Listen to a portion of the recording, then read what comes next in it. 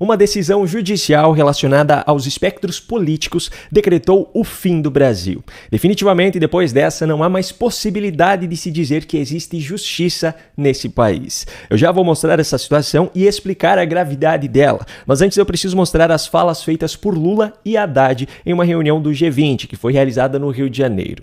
O ministro da Fazenda, Fernando Taschad, defendeu mais uma vez o aumento de impostos aos super ricos. Outra forma de mobilizar recursos para o combate à fome e à pobreza é fazer com que os super ricos paguem sua justa contribuição em impostos. E colocou o Brasil como exemplo de quem incluiu o pobre no orçamento. O Estado brasileiro acumulou grande conhecimento técnico sobre as relações entre pobreza e a fome.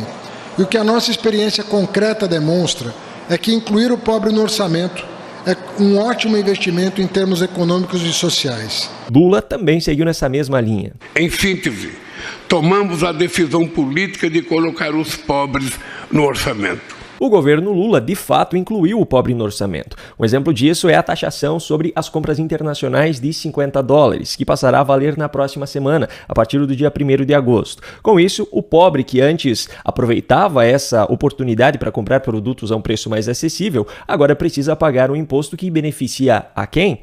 Ao governo, é claro. Outro exemplo de inclusão do pobre no orçamento foi aquela medida provisória para socorrer a Amazonas Energia. Para quem não lembra dessa história, eu vou resumir rapidamente. Os famosos irmãos Batista compraram usinas termoelétricas da Eletrobras e, com isso, assumiram um prejuízo milionário com o calote que elas vinham sofrendo da Amazonas Energia, que não pagava pela energia produzida por elas desde o ano passado. Só que 3 dias depois dessa negociação ter sido efetivada, o governo Lula publicou uma medida provisória que pega essa dívida e repassa para o povo brasileiro, que pagará por ela em sua conta de luz pelos próximos 15 anos. Ou seja, o governo Lula incluiu mesmo o pobre no orçamento, só que não da forma como deveria ter feito. O pobre foi incluído no pagamento de novos impostos e na divisão de despesas para socorrer empresas que, no fim das contas, vão deixar empresários que têm uma estreita relação com Lula ainda mais ricos. E por falar em ficar ainda mais ricos, esse aumento de impostos aos super ricos, como sugerido por Haddad, é mais um braço da narrativa da esquerda de que os empresários são os vilões da sociedade.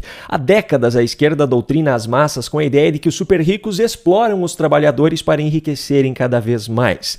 Que eles sabem fazer cada vez mais dinheiro é inegável. Só que isso vem por consequência do crescimento das suas empresas, que por sua vez geram cada vez mais empregos e movimentam cada vez mais a economia. Os carros da Tesla ou os foguetes da SpaceX, ambas empresas do tão atacado por Lula, Elon Musk, não se fabricam sozinhos. Os iPhones não se fabricam nem se vendem sozinhos. As mercadorias da Amazon não se deslocam sozinhas até o endereço dos compradores. As redes sociais não se configuram sozinhas para serem utilizadas pelos seus usuários. Tudo isso gera empregos, gera renda, faz com que o dinheiro circule, gera oportunidades de crescimento profissional para as pessoas, cria novos mercados para fornecedores, para a logística das entregas, para quem faz embalagens, etc. É isso que faz a roda da economia girar. É a iniciativa privada, não é o Estado. O Estado não se sustenta sozinho porque ele não produz dinheiro. Ele depende do dinheiro dos impostos oriundos da iniciativa privada. Então, quando Lula e Haddad, assim como faz a esquerda no mundo todo, atacam os super ricos e colocam neles a culpa pela desigualdade, pela fome no mundo, eles estão sufocando justamente o maior potencial de solução desses problemas, que é o empreendedorismo. Mas tudo isso tem uma lógica por trás e é muito fácil entendê-la. O combate à fome e à desigualdade nunca foi o objetivo desses políticos de esquerda. Essas são as narrativas para que eles cheguem ao poder. E o poder, esse sim, é o objetivo. Estando no poder, eles continuam sustentando as mesmas narrativas, enquanto na prática adotam medidas para que o pobre continue sendo pobre, para que o ignorante continue sendo ignorante, pois quanto mais pessoas forem dependentes do Estado para sobreviver, mais essas pessoas se perpetuam no poder. Já parou para pensar, pegando o exemplo do Brasil, por quantos anos a esquerda já esteve no poder, mas não conseguiu resolver o problema? Lula diz hoje exatamente a mesma coisa que dizia na campanha de 2002, que o objetivo dele era fazer com que todo brasileiro pudesse tomar café da manhã, almoçar e jantar. Ele passou 8 anos na presidência, Dilma passou mais 6 e o Brasil continuou sofrendo dos mesmos problemas. Só que agora eles usam a narrativa de que eles tinham resolvido tudo, mas que nos 6 anos em que não estiveram no poder, tudo isso foi destruído. Sinceramente, é preciso muito estômago para aguentar os discursos inescrupulosos dessa gente. Bom, já que eu falei em novos impostos, deixa eu aproveitar para mostrar aqui uma nova estratégia adotada por uma das centrais de passadores de pano do governo Lula no Brasil. Os memes sobre Fernando Haddad, ou melhor, sobre o Tachad, tomaram conta das redes sociais nos últimos dias e foram parar inclusive nos telões da famosa Times Square, em Nova York.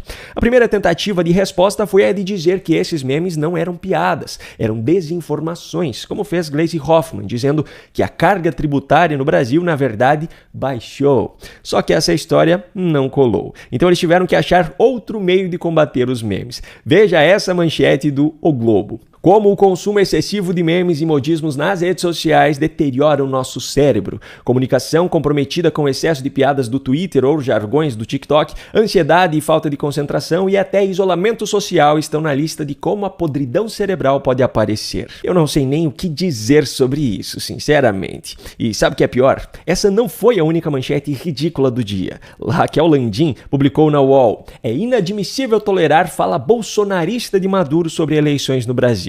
Ela se refere àquela fala que eu mostrei no vídeo de ontem, em que ele criticou o sistema eleitoral brasileiro. Por conta dessa fala, o ditador de extrema esquerda, o homem que foi proibido de entrar no Brasil durante o governo Bolsonaro, mas que foi recebido com tapete vermelho em Brasília por Lula, agora é chamado de bolsonarista. Tem como levar a sério? Pois é, mas esse também não foi o único comentário ridículo do dia sobre essas falas de Maduro. Andréa Sadi, na Globo News, na mesma linha de raciocínio em que ela apresenta evidências de que a democracia é só uma narrativa de Lula, ela afirma convictamente que ele é um democrata.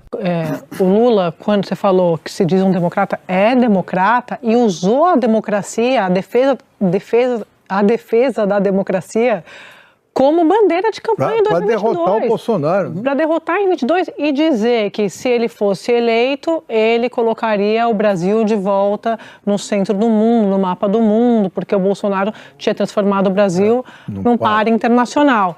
Então, toda vez que o governo brasileiro não se manifesta, quando tem uma manifestação de um autocrata como é o Maduro, Flávia, ele se distancia do seu projeto, da sua campanha, da sua plataforma de campanha, como foi em 2022. Agora vamos deixar de lado as piadas para falar sobre um assunto sério. A decisão que eu vou mostrar agora decretou o fim de qualquer possibilidade de se dizer que ainda existe justiça no Brasil.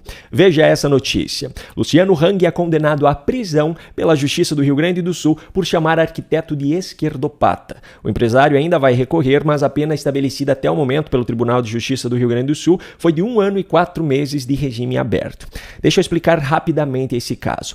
O arquiteto Humberto Rickel liderou um abaixo-assinado contra a instalação da Estátua da Liberdade na loja da Havan, em Canela, argumentando que isso seria inadequado à cultura local. Aliás, apesar de já não exercer mais a profissão, eu sou arquiteto, então tenho lugar de fala para comentar esse caso. Enfim, Luciano Hang descobriu a orientação ideológica do arquiteto e gravou um vídeo dizendo que ele era esquerdopata e sugerindo que ele fosse para Cuba. Inicialmente, o caso foi julgado pela juíza Simone Ribeiro Chalela, que o interpretou como improcedente, pois se tratava de um debate político e não de um crime. Essa decisão teve o apoio, inclusive, do Ministério Público. Mas depois, o Tribunal de Justiça do Estado reavaliou o caso e, por maioria, decidiu condenar Luciano Hang. Agora veja só a gravidade dessa situação. Vamos deixar completamente de lado quem são as partes, pois para a Justiça isso é irrelevante, ou pelo menos deveria ser. Nós estamos falando de um cidadão comum brasileiro que não tem nenhum cargo político, que foi condenado à prisão porque chamou um outro cidadão adepto ao espectro político da esquerda de esquerdopata. Só que não foi à toa esse comentário, ele só veio depois da iniciativa desse outro cidadão de liderar o movimento contra o empreendimento de propriedade dele.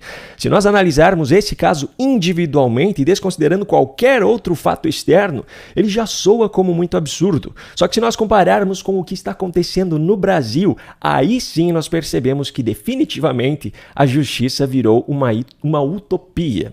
Há menos de 2 meses, o ministro Flávio Dino, do Supremo Tribunal Federal, afirmou que chamar alguém de fascista ou nazista não configura calúnia, injúria ou difamação. Eu considero que a palavra nazista, fascista, não possui o caráter de ofensa pessoal ao ponto de caracterizar calúnia, injúria e difamação. É uma corrente política estruturada na sociedade, no planeta. Abro um parêntese aqui para dizer, Flávio Dino diz abertamente que se considera comunista. O comunismo assassinou mais de 110 milhões de pessoas, sendo assim um regime ditatorial mais letal do que todas as outras ditaduras do século XX juntas. Mesmo assim, no Brasil, é permitido que alguém se declare comunista e desenfreadamente ataque opositores, chamando-os de fascistas e nazistas. Mas chamar uma pessoa que é de esquerda de esquerdopata é um crime com pena de prisão. Tem como ficar mais claro que a justiça não existe mais. Um grande abraço e até a próxima.